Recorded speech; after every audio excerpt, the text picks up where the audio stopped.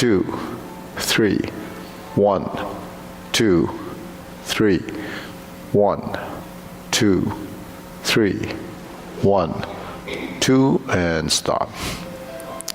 To the side, 1, 2, 3, 1, 2, 3, 1, 2, 3, 1, 2, 3, 1, 2, 3, 1, 2, 3, 1, 2, 3,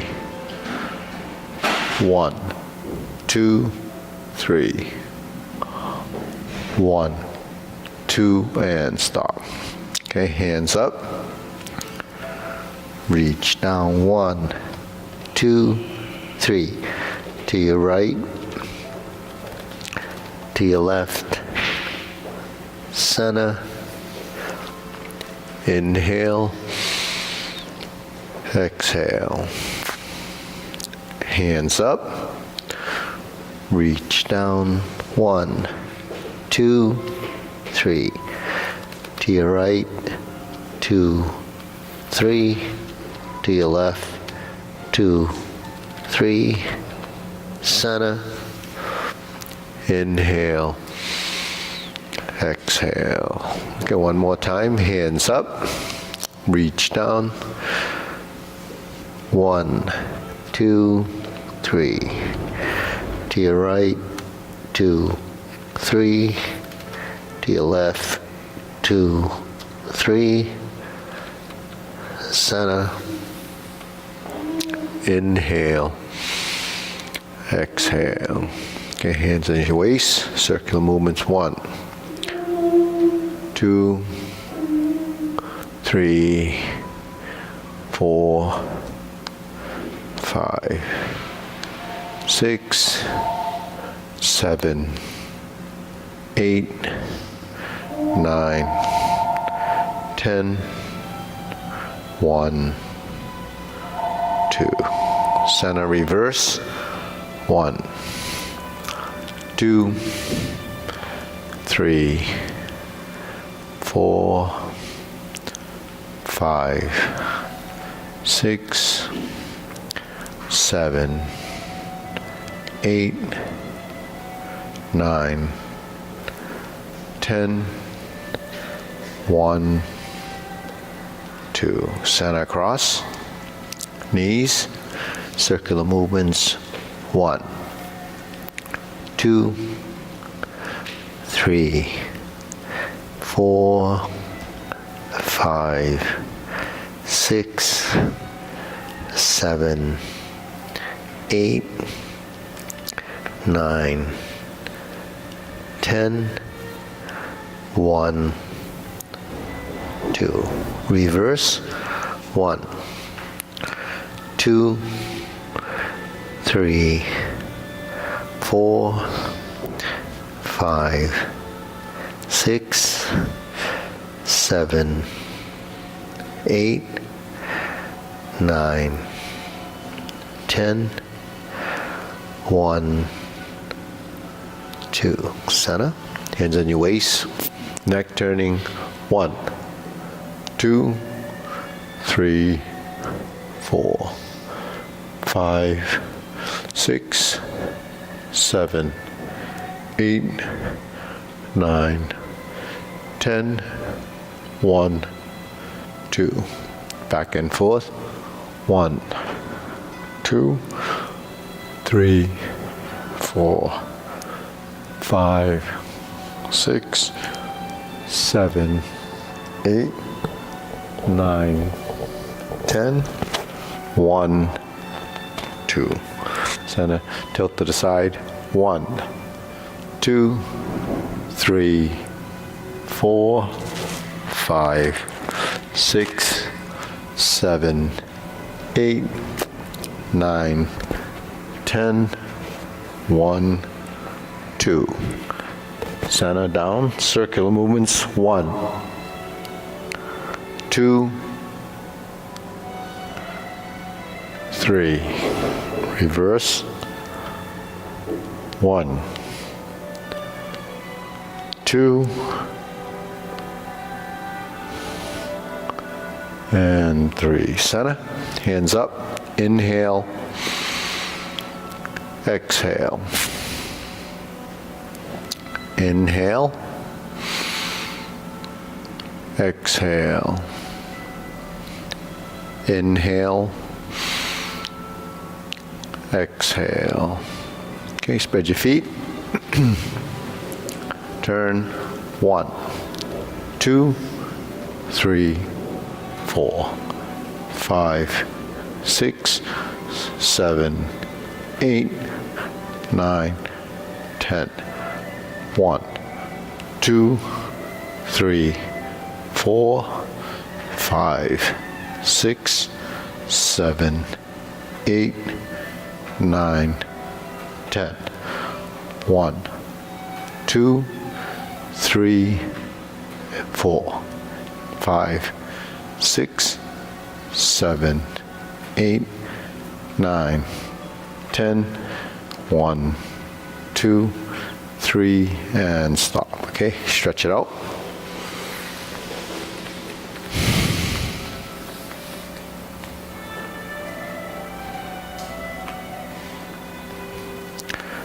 Switch.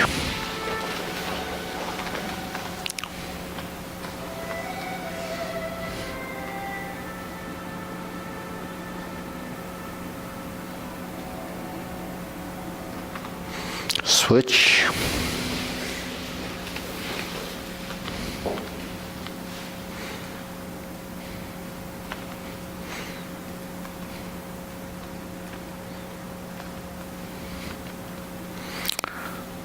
Switch.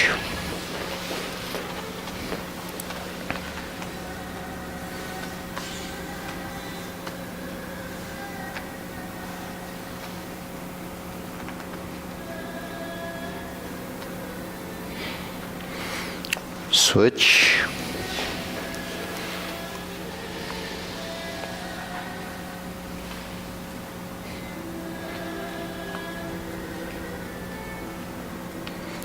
Switch.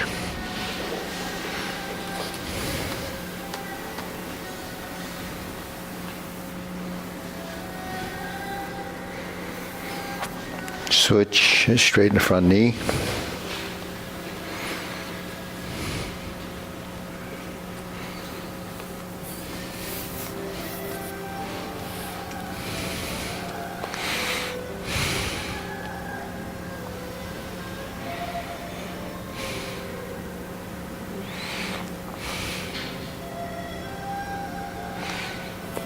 Switch.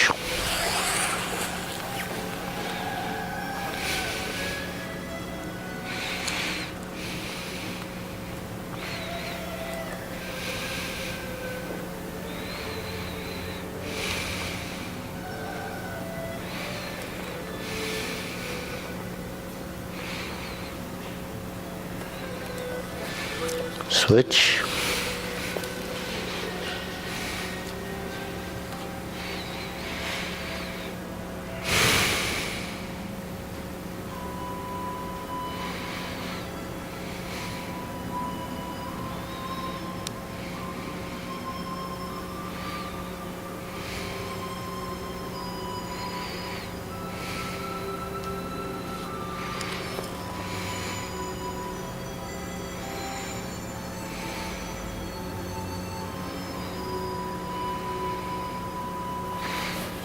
Switch.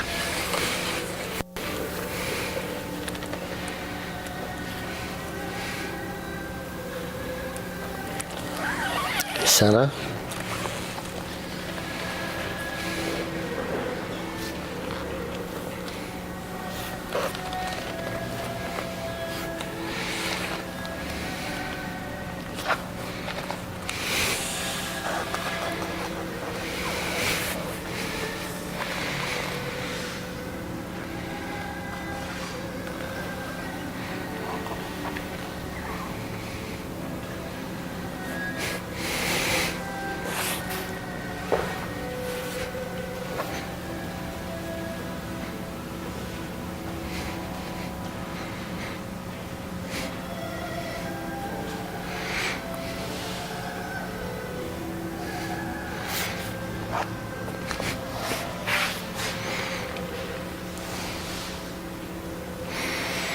Okay, we'll shift side to side if you can.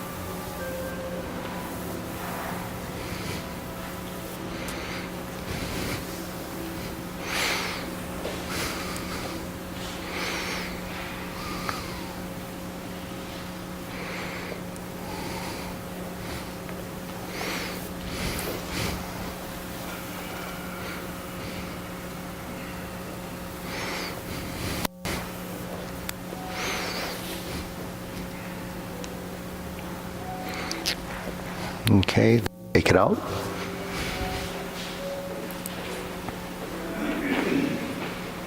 Okay, hands up. Pull in, inhale, exhale. Inhale, exhale, inhale, exhale. Okay, hands in waist, shoulder roll.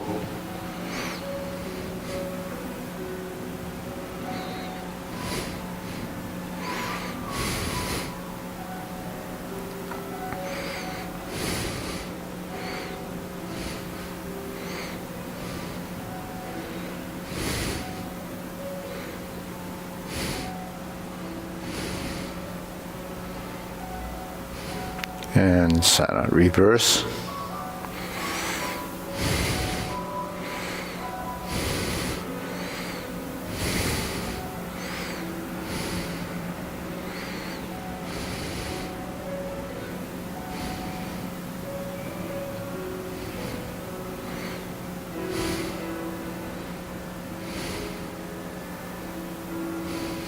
And center. Okay, press, release, exhale, inhale.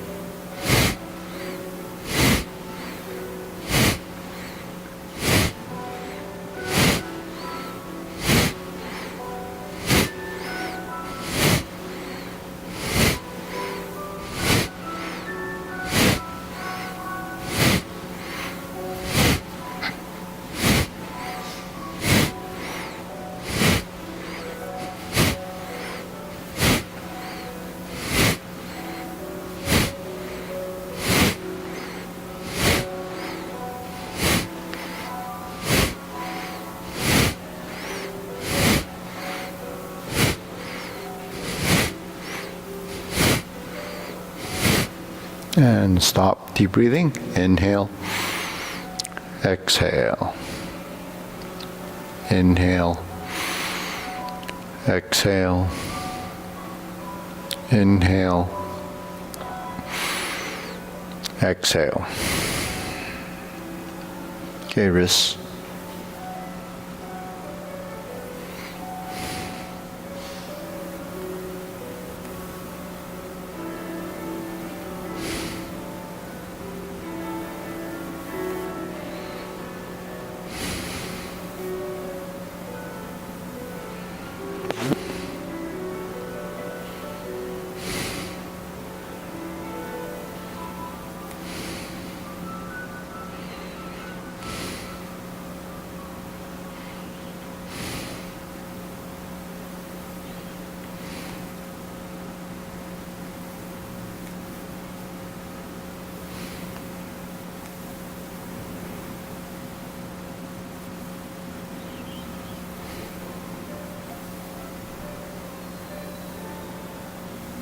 reverse.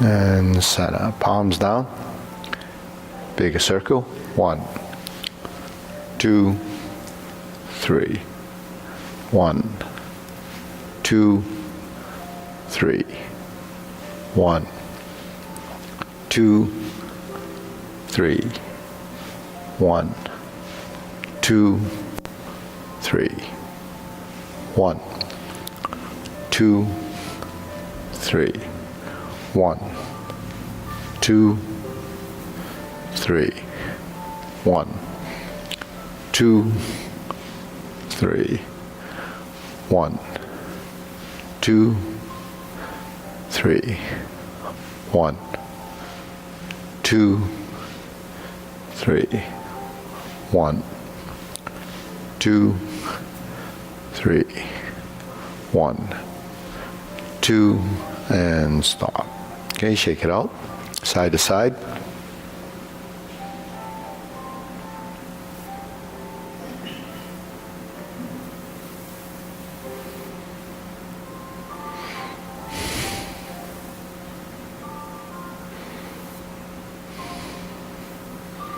Okay, center.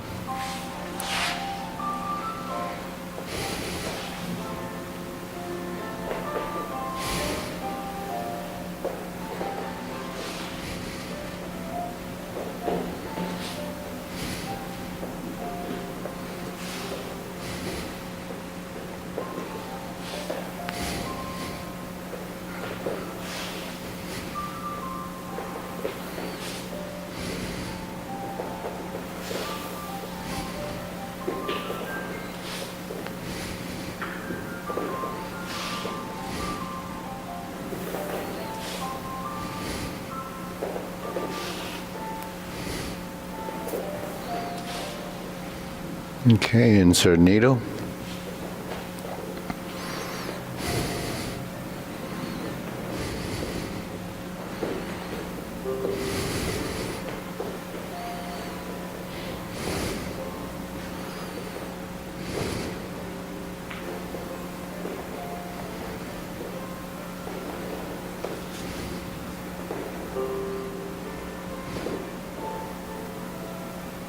Switch.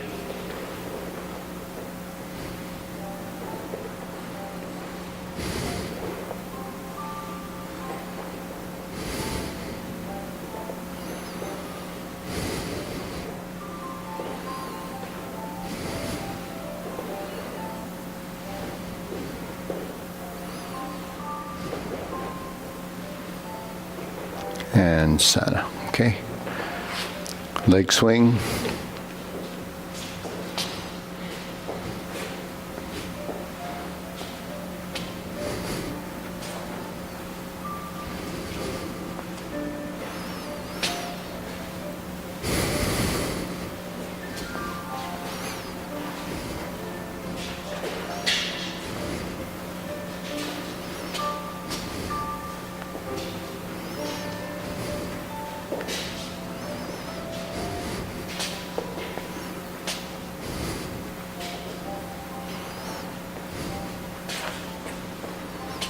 Switch.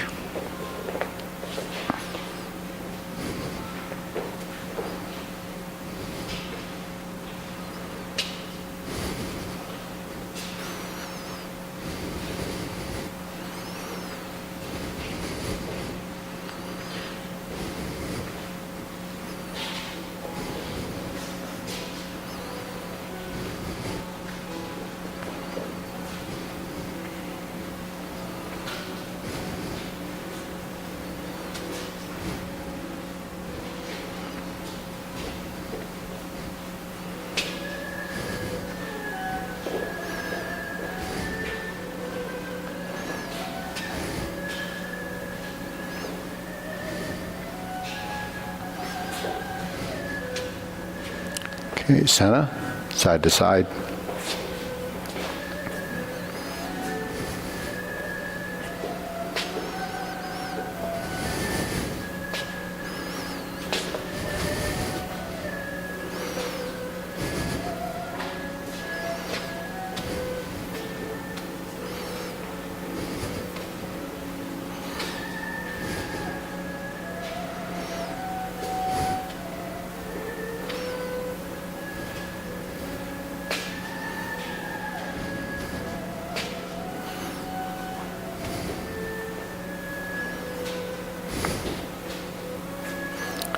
Switch.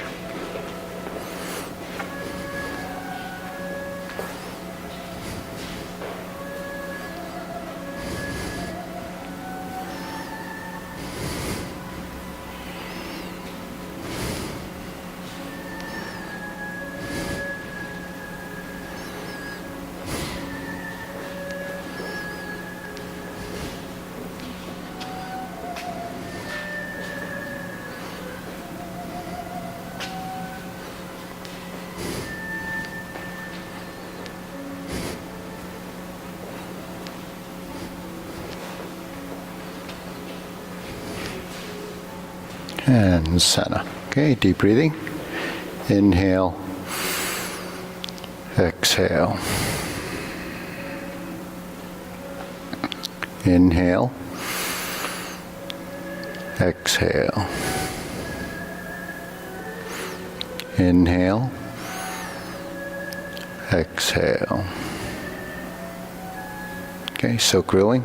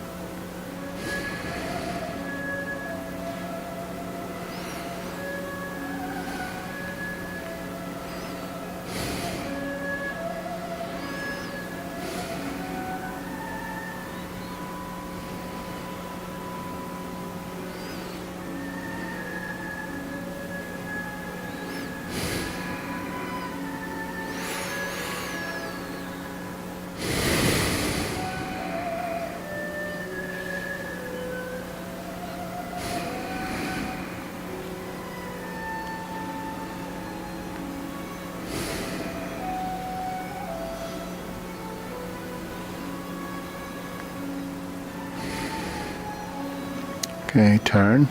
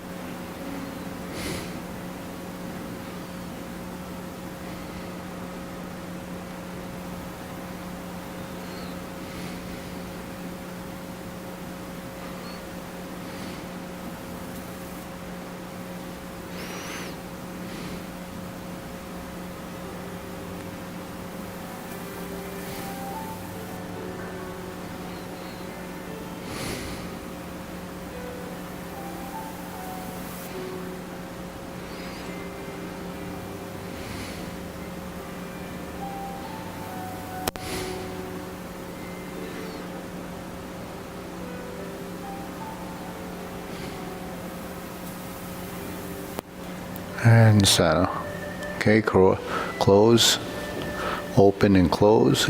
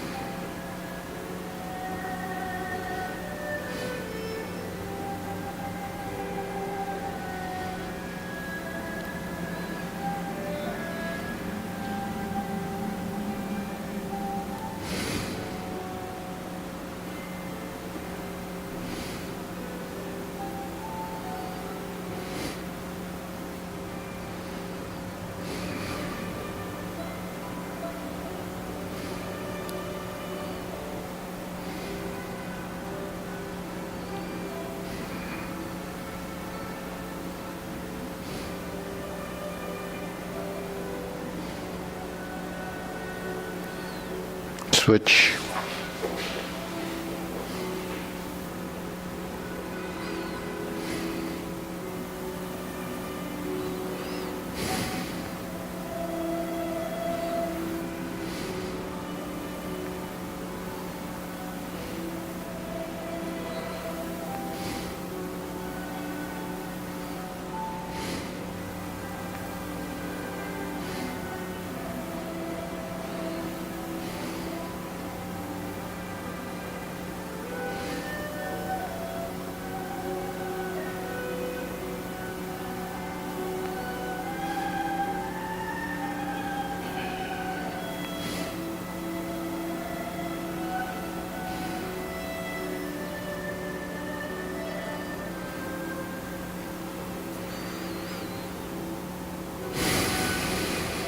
Okay, center, circular movements.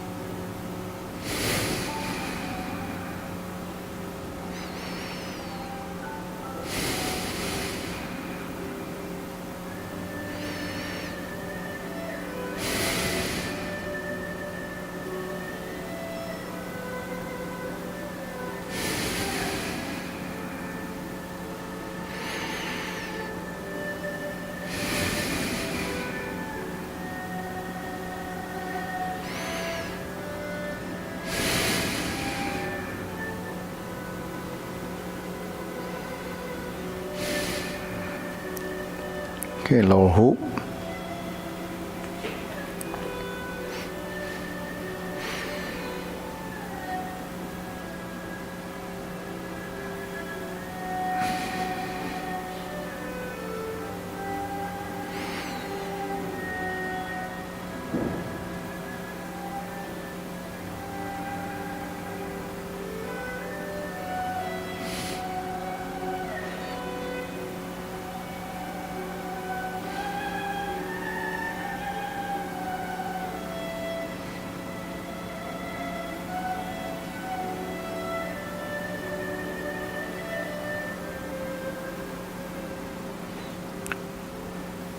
Shoulder height.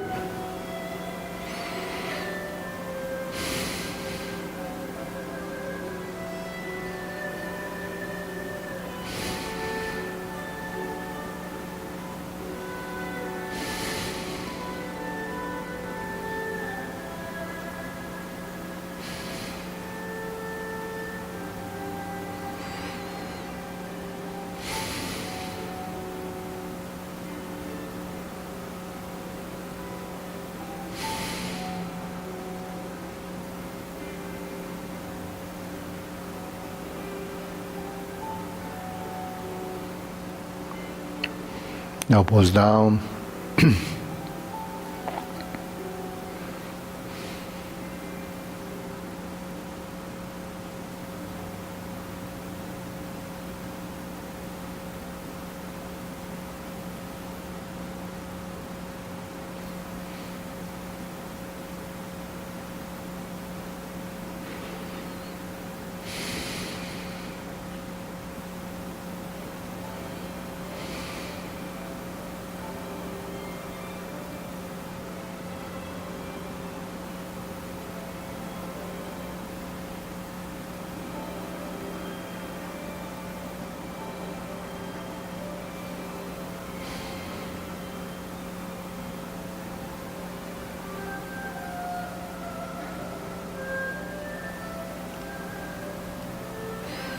Okay, palms down.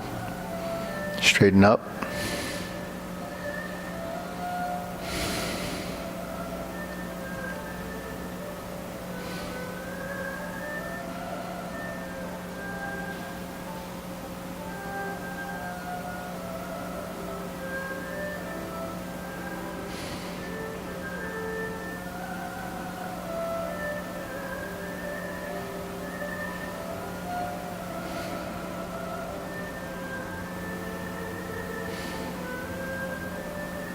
Extend.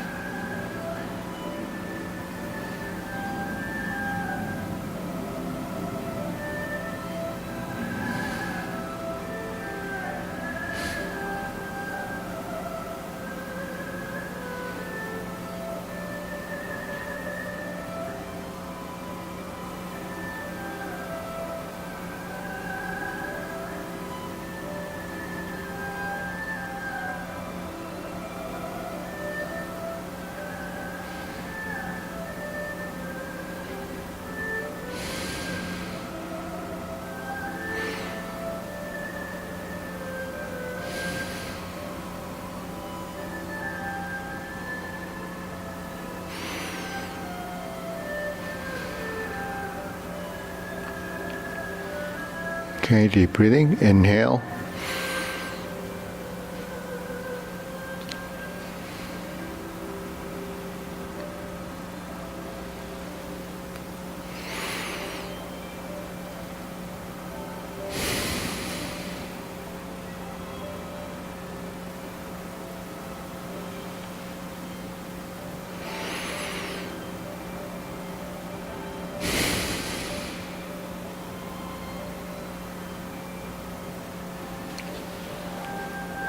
Diagonal flying.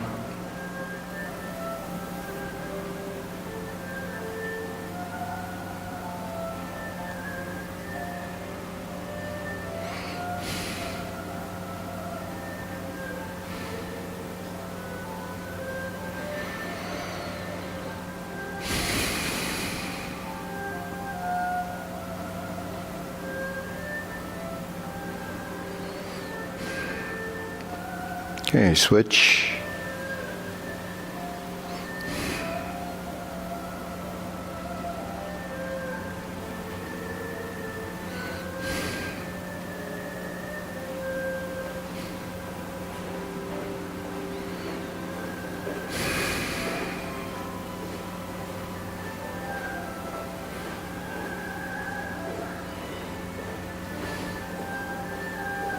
Okay, cloud hands.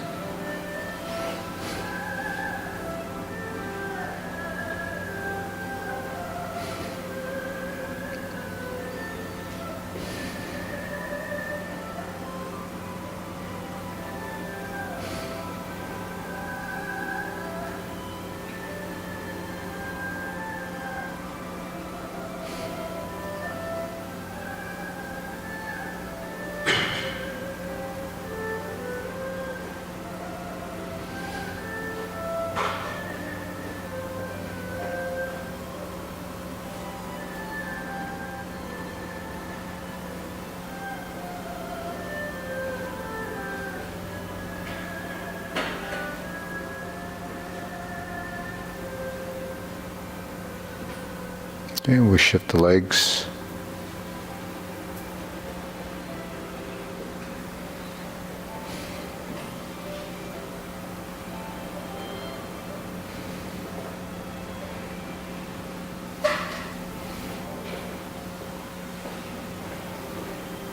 Okay, going back.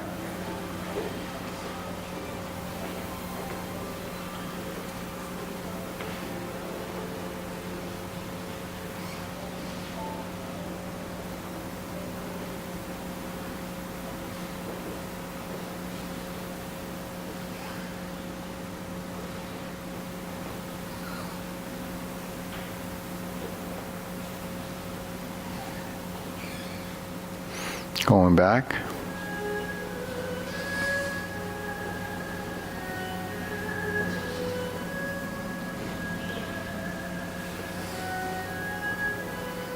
Okay, center.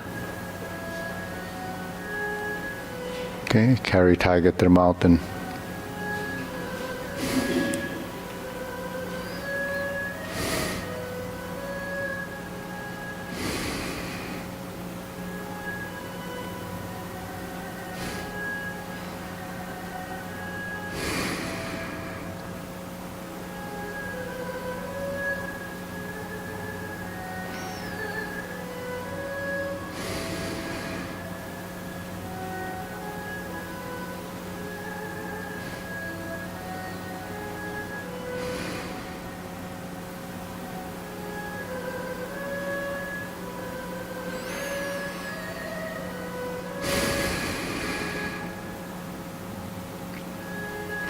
Okay, infinity sign.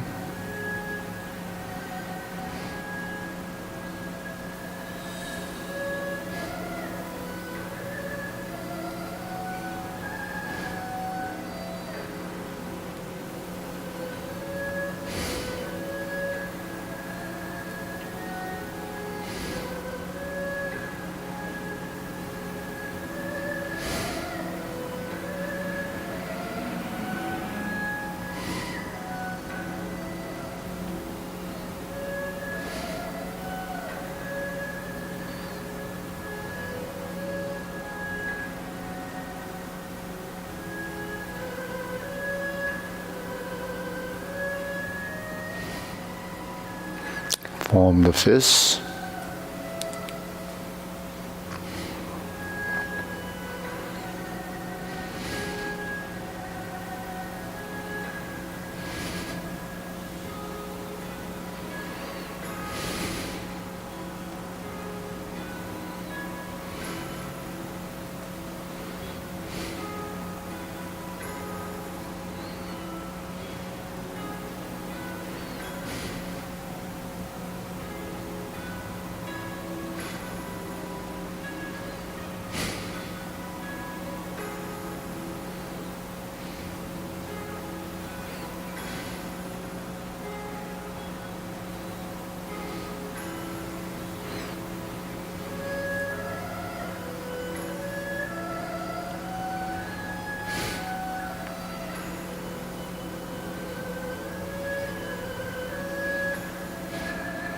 Okay, palms together. Strum the lute.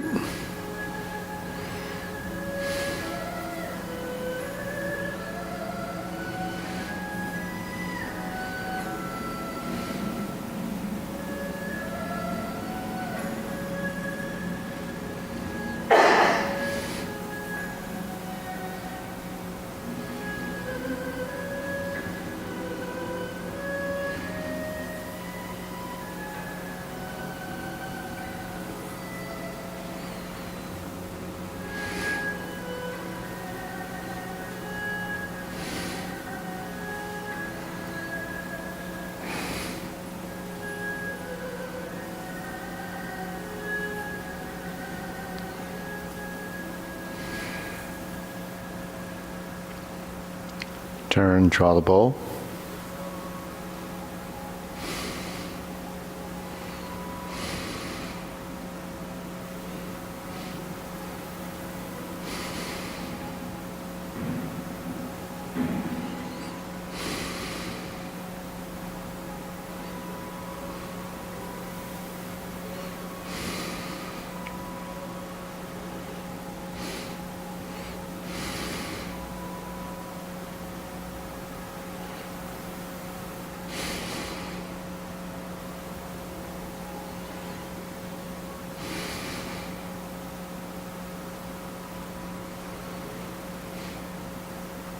Okay, fan to the back.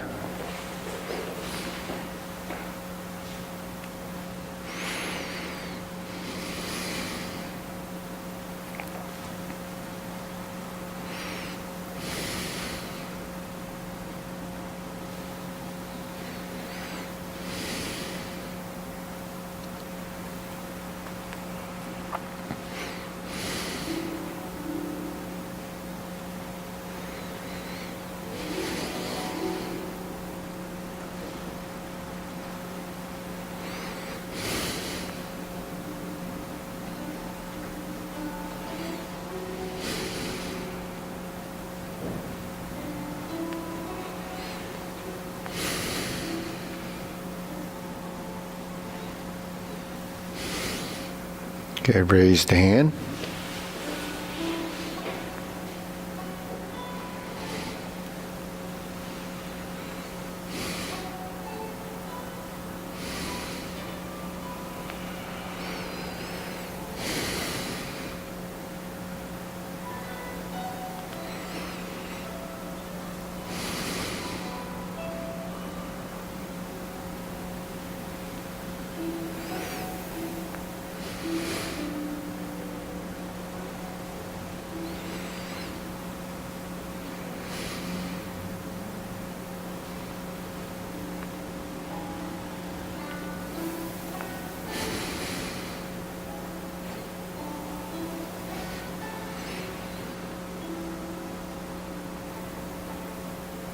Okay, palms down, deep breathing. Inhale.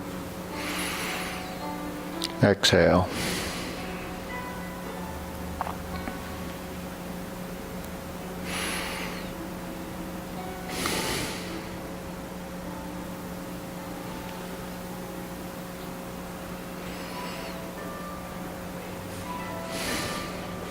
Okay, we'll go to the short form.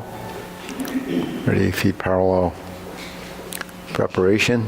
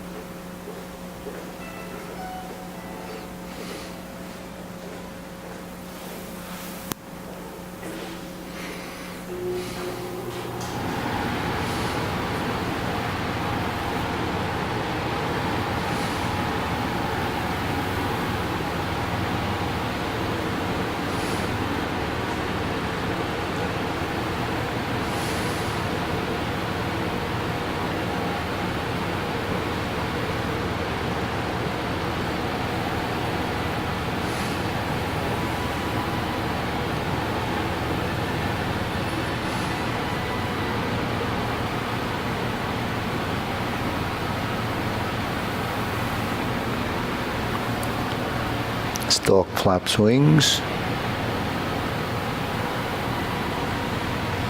Brush knee 4 times.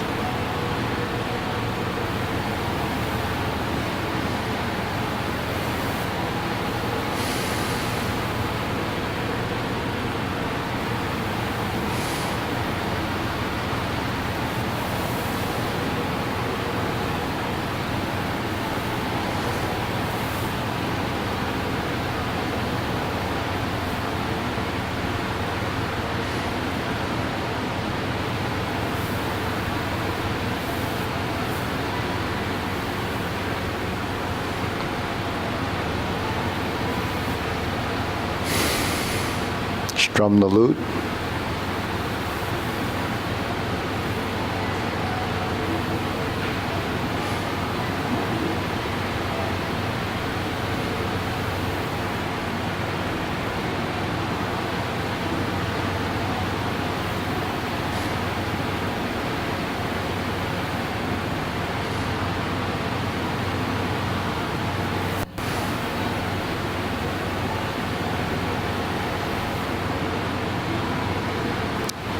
Fist under elbow.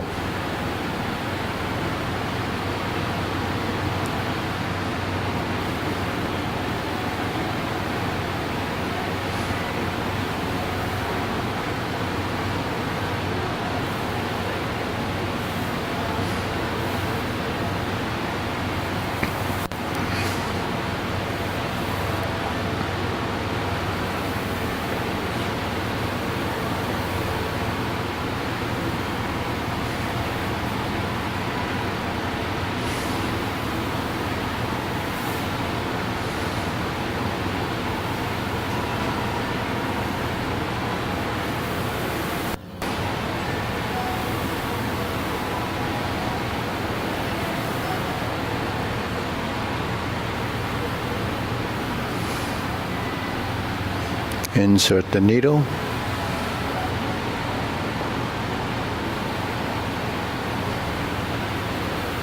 Fan to the back. Turn. Parry and punch.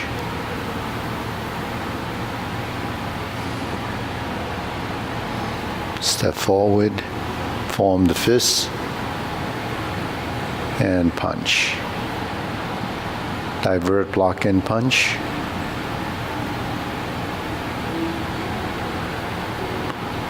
Leopard and tiger springs to mountain.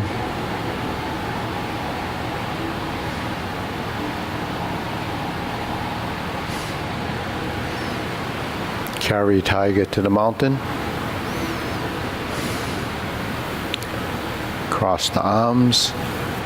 Raise the left hand.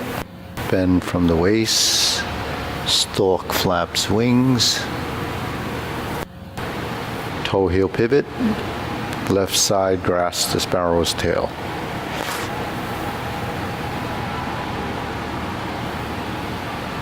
Hook your wrists.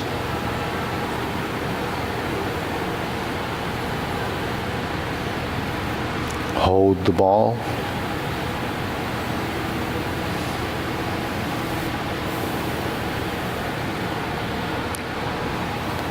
Stroke down, part the horse's mane.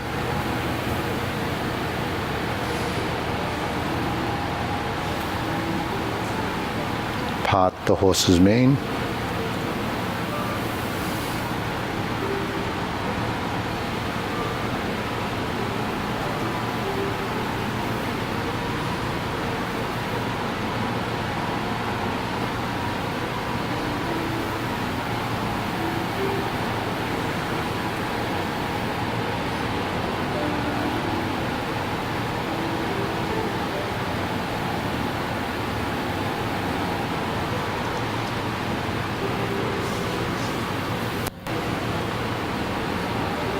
Cloud hands.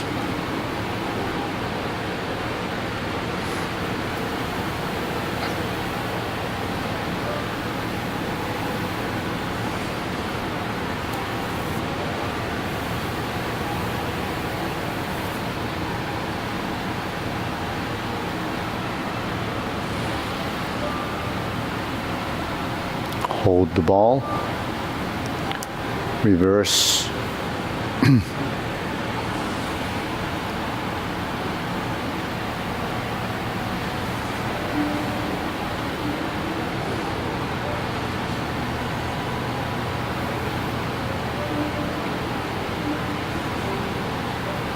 Okay, deep breathing.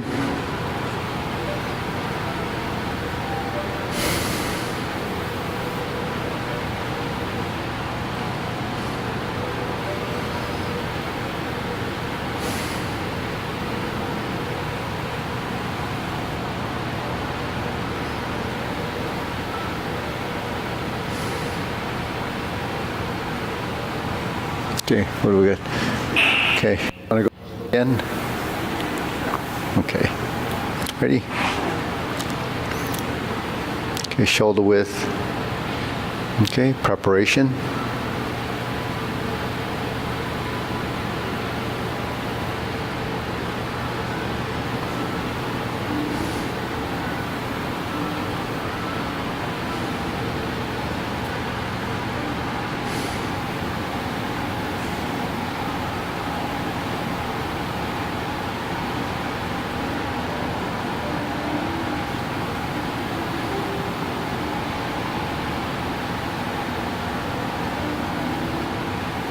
Single whip.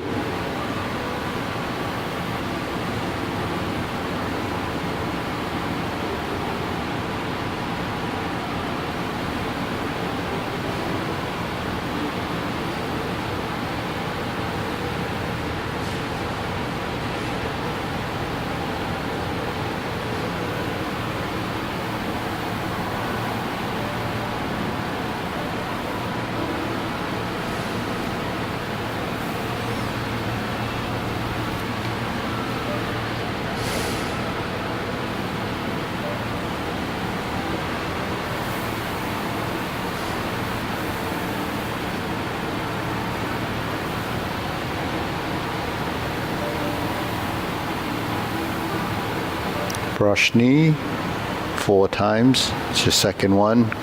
2 more to go.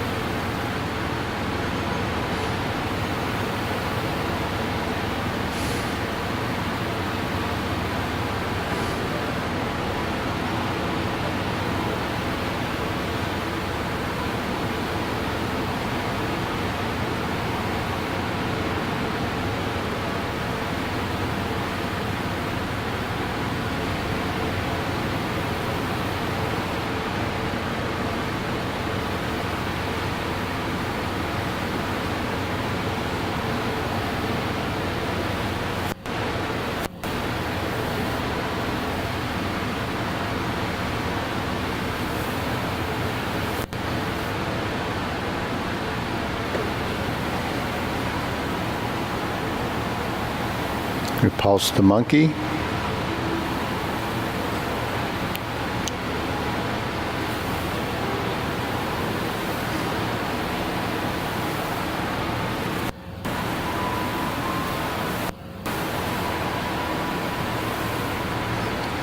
Diagonal flying. Insert the needle.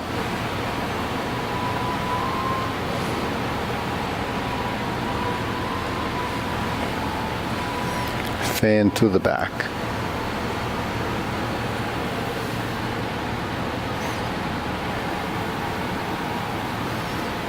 Parry and punch. Step forward, toe out, step up.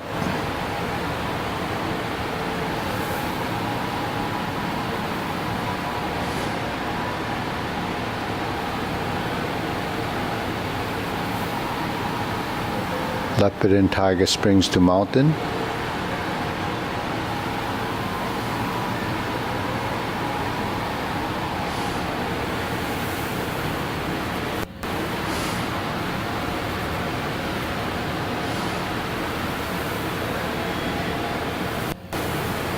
Raise the hand.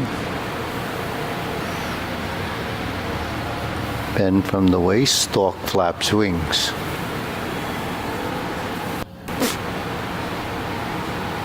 Left side grasp the sparrow's tail.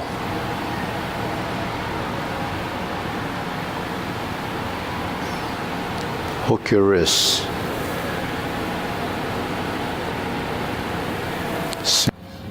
Hold the ball.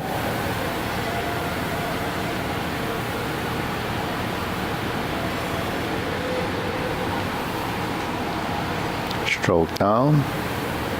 Part the horse's mane.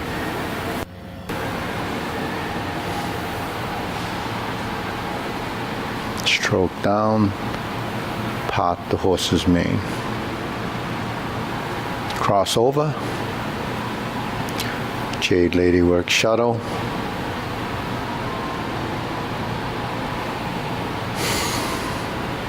Cross over.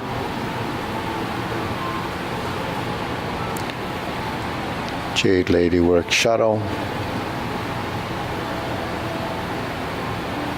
Drop your elbow. Hook your wrist, turn to the front.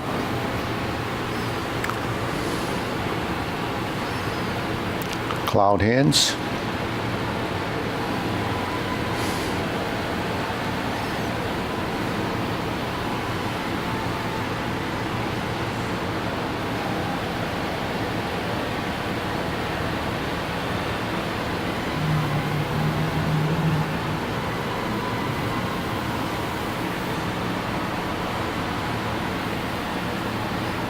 Hold the ball. Flip it over. Diagonal flying.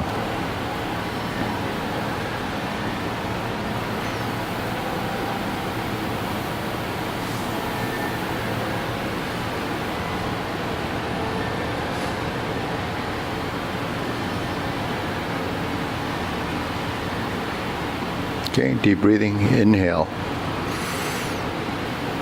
Exhale. Inhale. Exhale. Inhale. Exhale. Okay. Any questions? No. So do we understand what substantial and insubstantial means? So you've heard of the 5 coordinations. I call them hand, eye, body, waist, and stance. And we heard these before. So the hand are your hand movements. Most people can see those initially. Hand, eyes is what you kind of pick up all the information from. So hand-eye coordination is what you see is what you try to do. So that's your hands. Hand, eye, body. Body's the postures, your body form. Posture is just your, total body shape, what you're doing. The different postures, form different, and they're names to sort of identifiers. Waist is your torso, essentially your torso from your sternum down to maybe your navel area, so that's your waist. And stance. So what's the stance? It's the last piece, but it's actually your lower half. So, when you're prescribed Tai Chi, why are you prescribed it generally? Improve your balance, because people say they're losing their balance. Well, it's a function of time. So if you've only done it, if you only have done it for 20 years, it's 2 more years to make a difference. But why the legs? Because, and I'm just assuming it's probably one of the more challenging parts of, learning.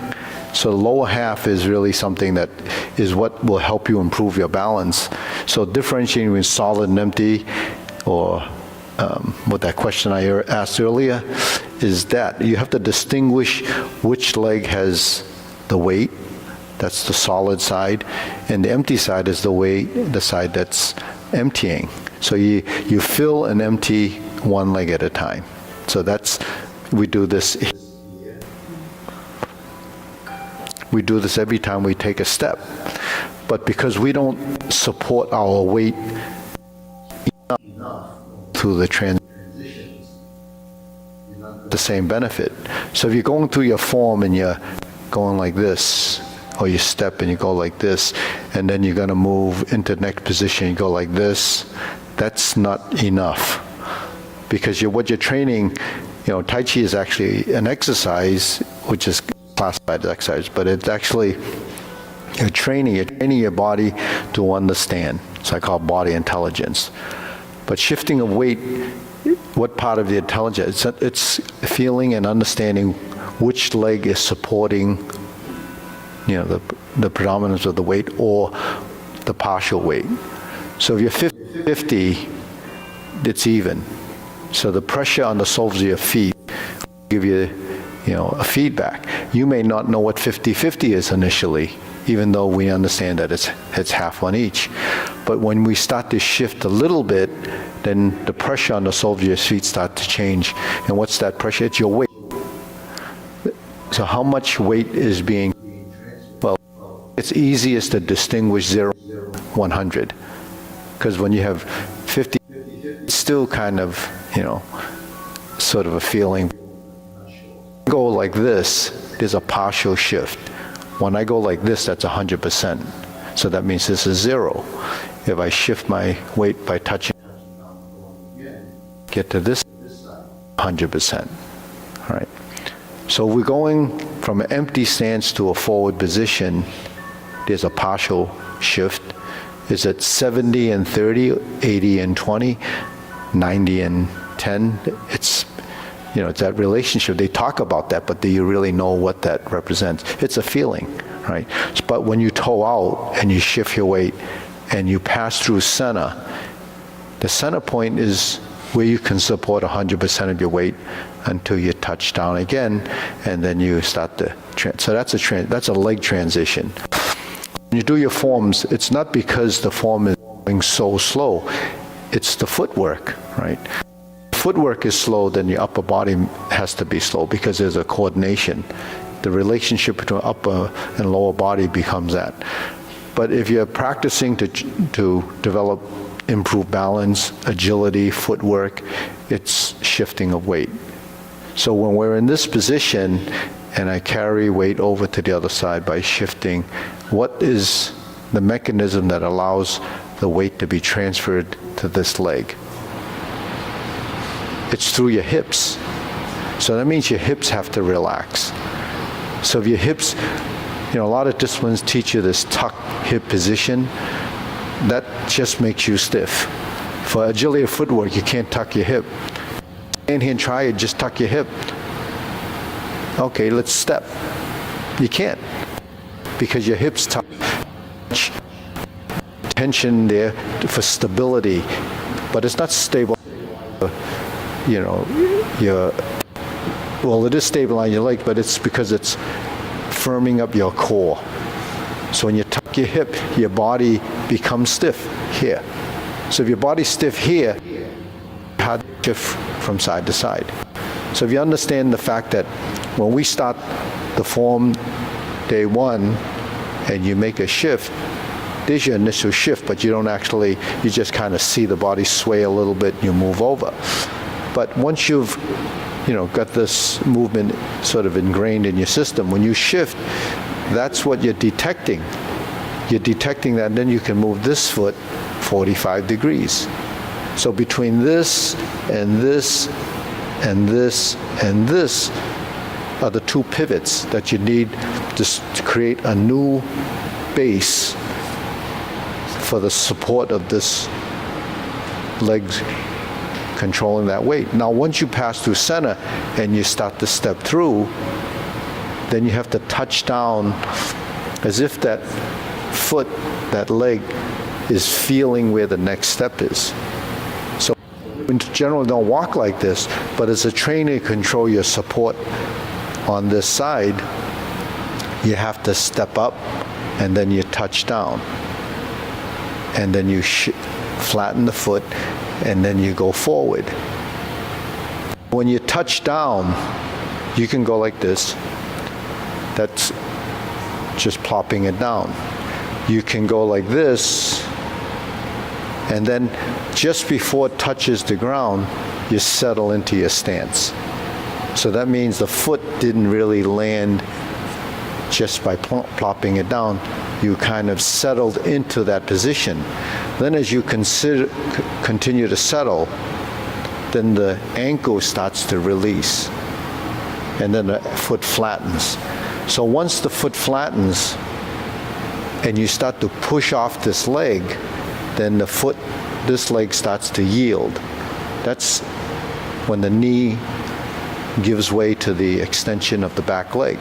So the relationship becomes bending and straightening. But that becomes a sensitivity, a feeling, and a relationship between the right and the left legs, right? That didn't bring in any hand movements, because the upper body, you learned it through just mimicking the movements. But when you get to the lower half, you have to train that relationship to be differentiating to solid and empty. Then when the upper body starts to tie with the lower half, then you start to differentiate the solid and empty on the upper body.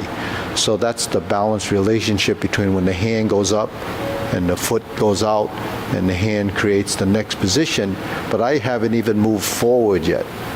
And when I start to move forward, the transition between this and this becomes the next phase of that integration.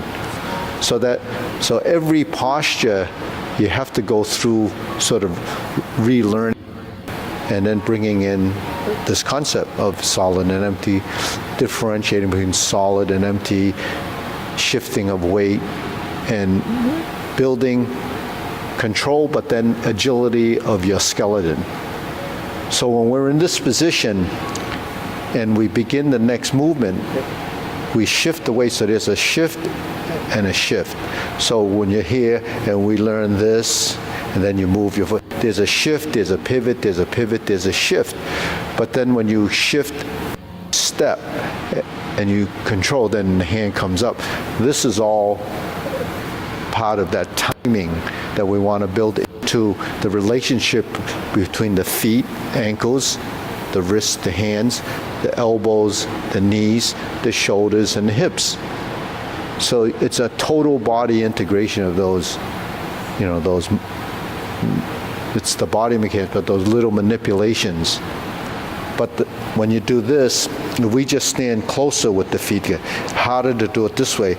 To train the toes and the heel relationship, it becomes this, right? So it's like pressing down and the other foot goes up. Pressing down and the foot goes up. So if you develop that softness in the feet, which is something we normally don't have, we have these, pieces on the bottom, but you're not manipulating your feet, your toe, your ankles, all the little bones in your feet. So when we walk, we just have a heel and then a sole of the foot, and then you start to walk like that. And if you have problems with your hips, then you have one of these, right? So that's what the body does, because maybe it doesn't like, maybe there's a pain or something in the hip. But the reason we do this is to try to overcome some of that. The shifting of the weight, the adjustment of the feet, the shifting and the pivoting, the shifting, always passing through center. That happens, say, when we're in strum the lute. We shift the weight, we pass through center, touch down lightly till you feel that side, and then you press forward and you relax your elbows and knees. You have it in,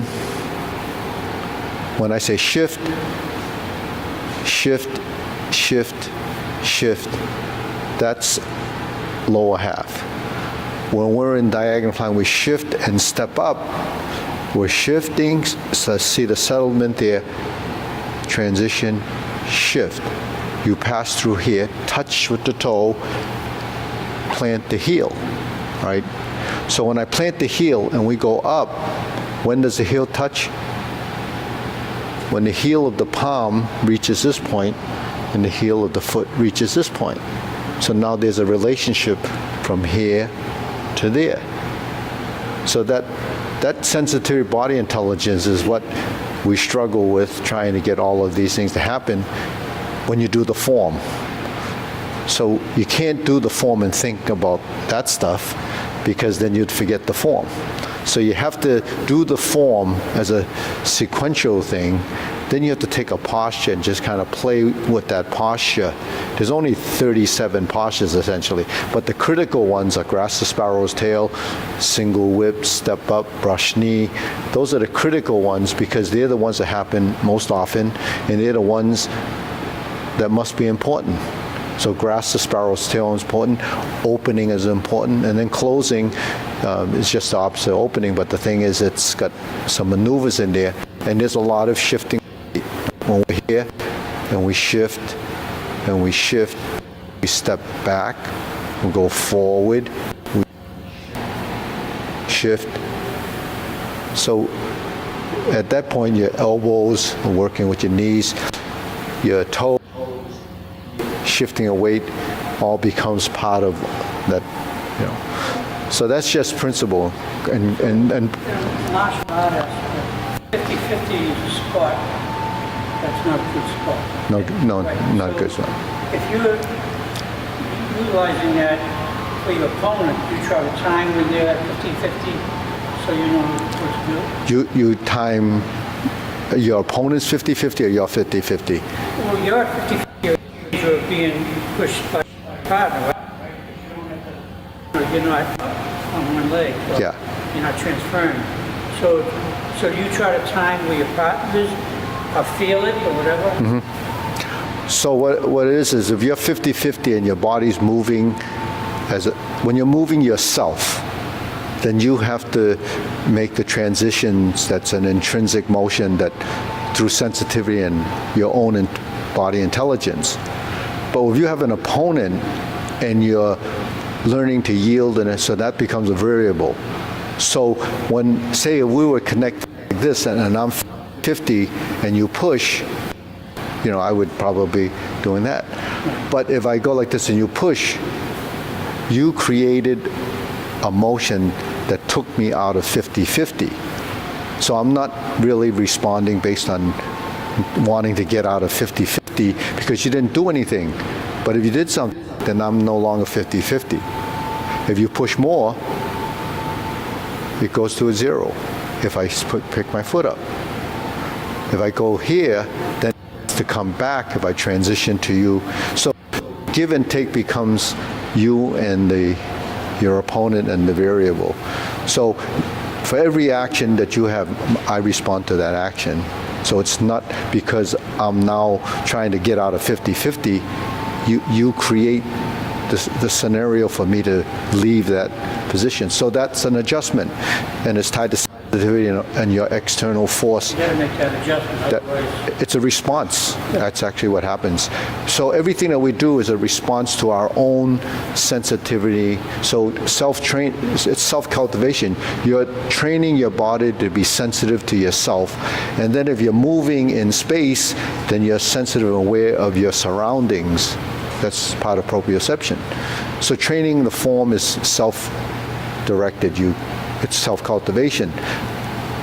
The other side of it is training for adaptability to variables. Yeah. So, getting back to the original question. Yeah. The difference between substantial and Yeah.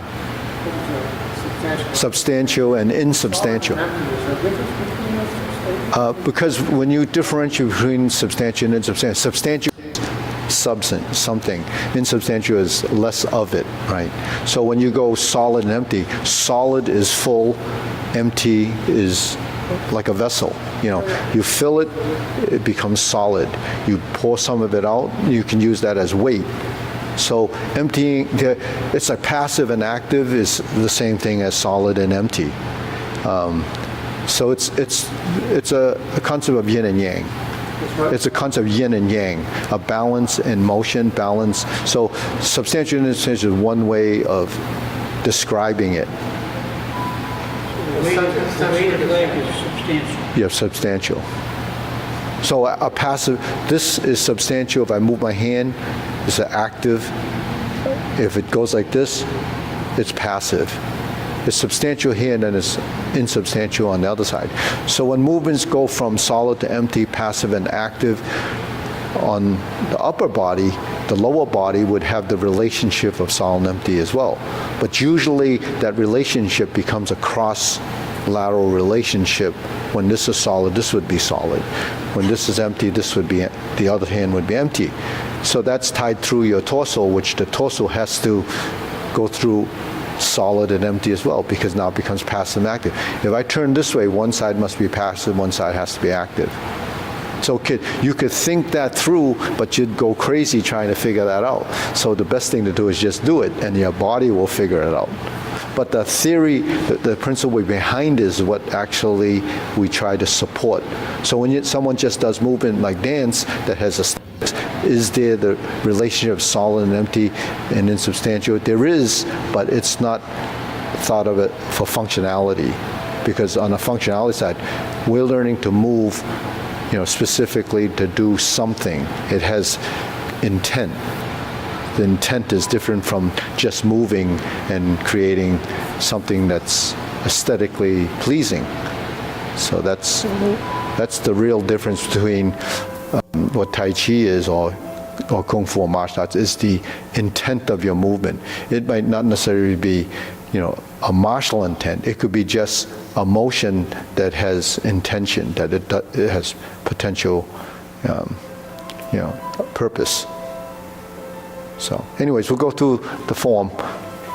We'll pick it up from after the first grasp the sparrow's tail. Otherwise, we won't make it. Okay, ready? Single whip. We're going to start off with the kicks. Okay, so we pivot and turn, and you follow either Nan or Sunny or Sam. First instep kick.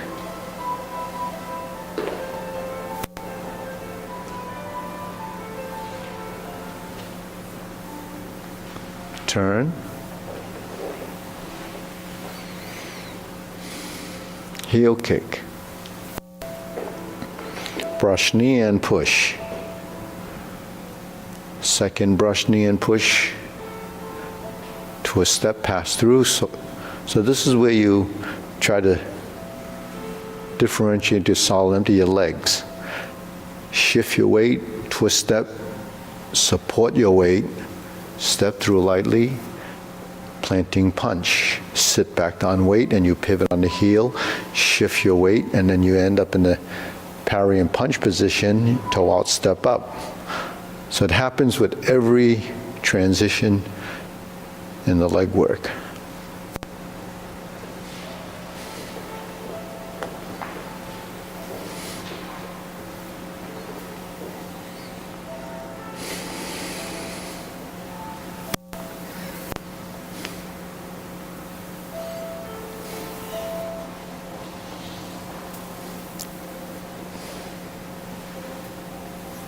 heel kick, 2 punches to the ear.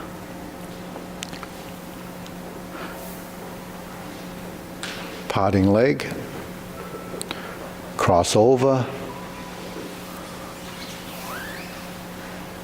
fold your hands, parting leg, stroke down, parry and punch. Form the fist, punch, divert, block, and punch. Cross your arms, leopard and tiger, springs to mountain. So how do I know if you're actually not supporting your weight?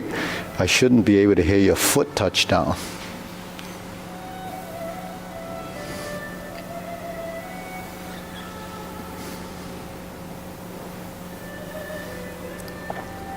So everybody's listening to their feet. This is obliques. If you pivot on your heel, you don't have to worry about putting it down. Grasp the sparrow's tail.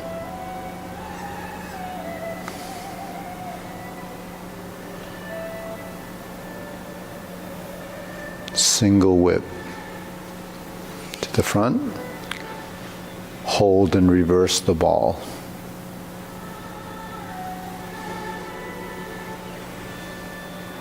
Turn, sit back, stroke down. Pot the horse's mane. Second one, stroke down, pot the horse's mane. Toe out, step up, pass through center, touch down lightly. Third, pot the horse's mane, toe out, step up, stroke down, pot the horse's mane. Fifth, pot the horse's mane one more time. Cross corner.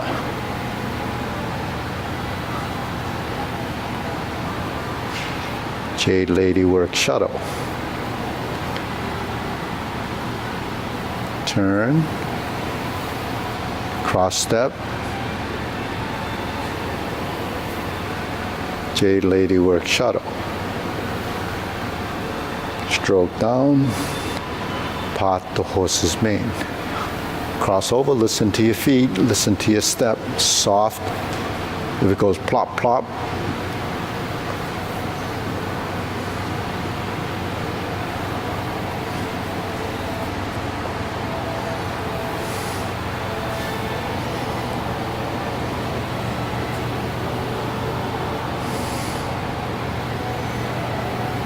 Grasp the sparrow's tail.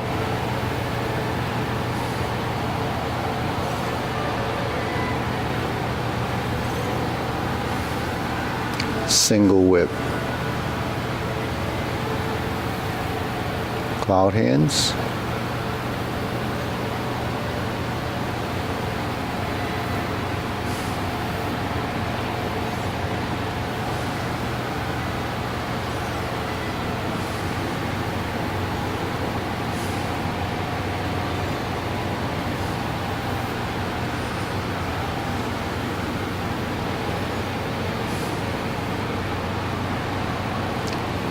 Single whip. Okay, second. First downward posture, turn. Pull down. Step up. Golden cockerel. Down. Second one. Reverse. Repulse the monkey.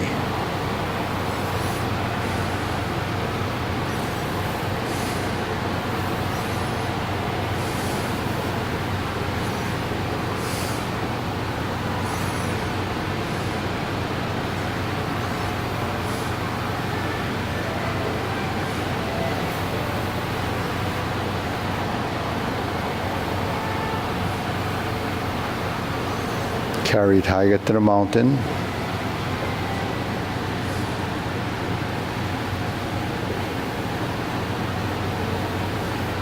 Hold the ball.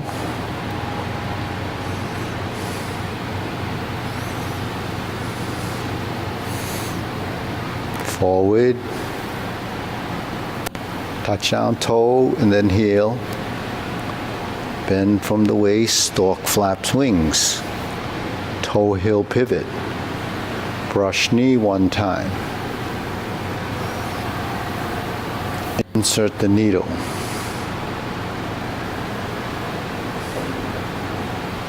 Fan to the back.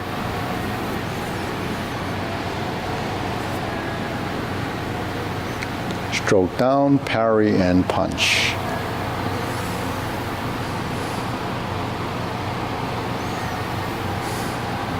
Form the fist, step up, and punch.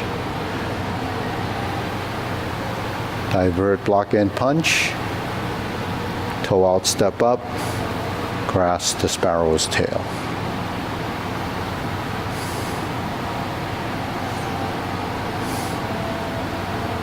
Single whip.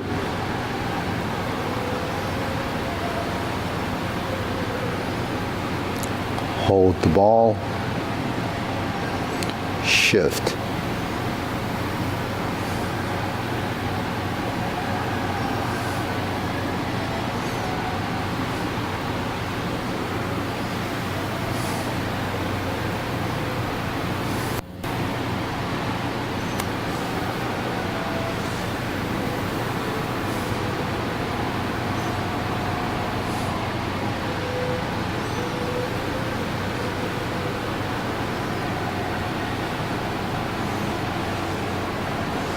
Palm strikes face. Single lotus. Brush knee and push. Sit back, go forward. Punch down to crotch. Toe out, step up. Grasp the sparrow's tail. Single whip.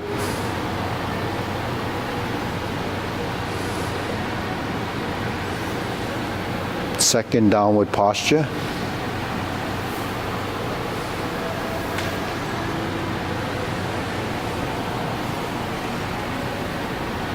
Step up, 7-star.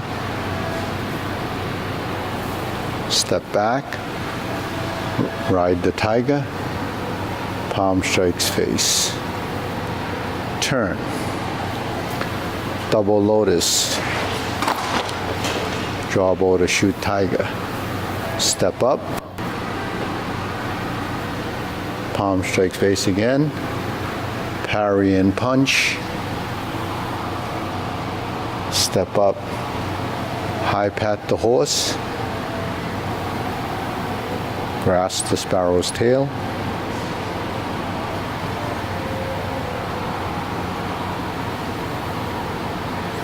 Single whip.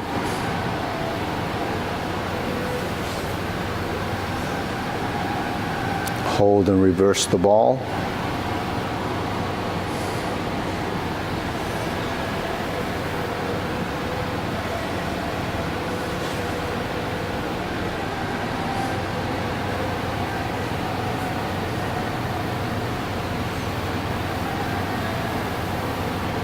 Okay, deep breathing.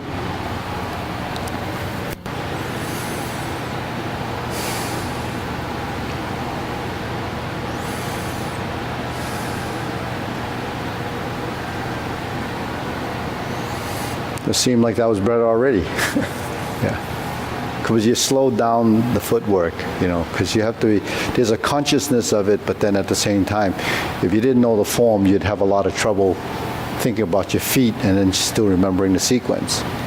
So, it's, you know, it's a key principle, but, you know, you do the best you can. Any question? No?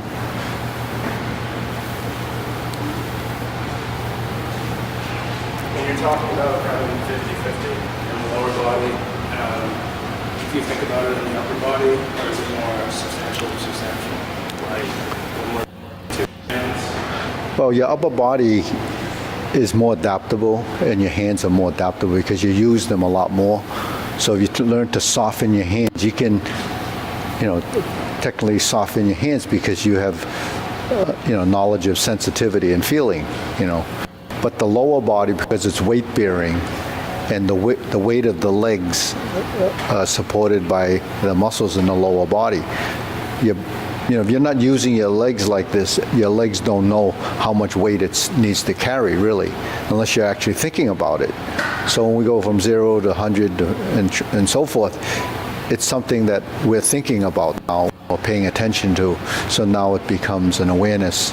But as the awareness turns into understanding from your body knowing from what the brain is telling it, then eventually, it will go through that process.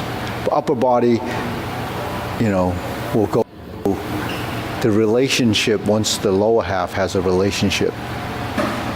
So it is a process, but it has to pass through your torso. So the torso is rigid, it's not going to make it. So it's still going to be isolated.